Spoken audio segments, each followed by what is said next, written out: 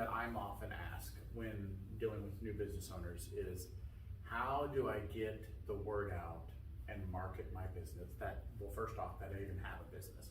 How do I get that? So what would be your recommendation? Sure.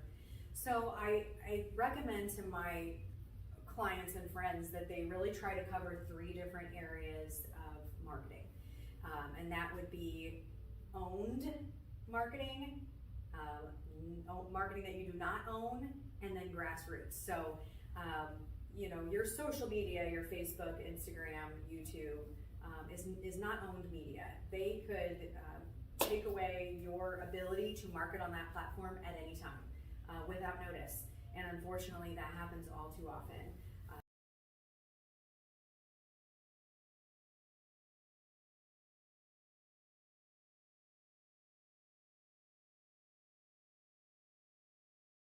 What's one thing we need to be aware of when using those platforms? Yeah, because they are free to use, and that makes us feel safe when we're starting out, because we don't have a lot of money. Yeah, absolutely. And I think that's probably the most common question that I get from business owners too. And things have really evolved even in the 5+ years that I've had this business. You used to be able to get a long way with what we call organic, which is free, social media. That's just not the case anymore. You can ask really anyone in the marketing world and they will tell you that, I'll use Facebook as an example, is what we call pay to play. Now, when a business is new, if there's a lot of excitement around it, you can often start out strong organically through shares. That can kind of build that reach and get you going. What happens though is the Facebook algorithm sees that, and they will, what I say is basically they'll throttle that. They'll be like, no, you're gonna, now you need to pay. And here's the thing, I guess, kind of in defense of these social media platforms.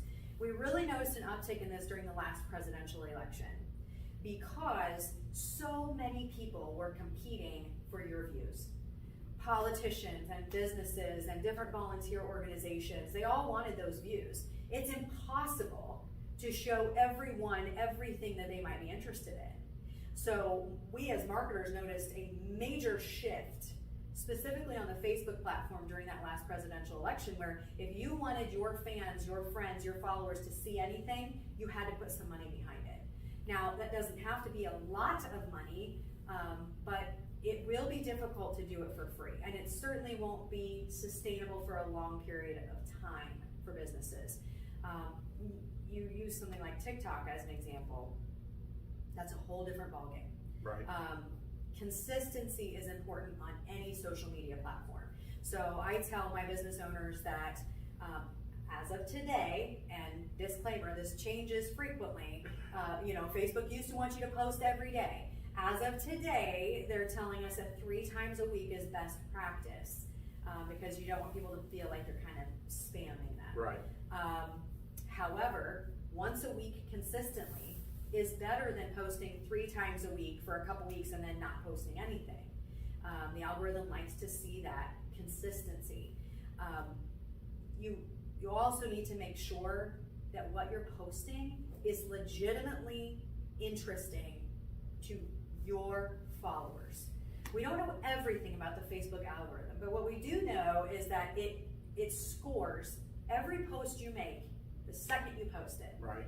So it will look at the demographics. I manage many Facebook pages. They all have different demographics. Most of them are more female dominant, but the ages vary, the geographic area varies. And the algorithm knows what those people are going to respond to. TikTok is a prime example, right? If you're on there, guilty of this, the more you watch on a subject, the more it feeds you on the subject. Facebook is the same way, to a lesser degree, slightly less creepy. And so it will look at your post and it will say, how likely are your fans going to be to respond to this post that you just made? And if the algorithm does not think they're going to like it, it will never show it to them. That's why you say I never see anything that they post. A prime example of this would be most content shares. Right. If you are just sharing something from another organization, it's not gonna get a lot of eyes. Now, if it's another local small business, it might get more eyes. Okay. If you are sharing a video from YouTube on Facebook, Facebook's not gonna like that. They want it to be directly posted. So the nuances of all of these different platforms are overwhelming to a lot of business Yes. owners. Like Instagram is a photo-focused platform. If people don't want to see pretty pictures of what you have, it's probably not worth your time. Right. YouTube is really a search engine, so a lot of people are going to YouTube, but then you have to have video content. So I really like to see business owners, especially if they're doing this on their own, focus on getting one platform right before moving on to anything else. Okay. TikTok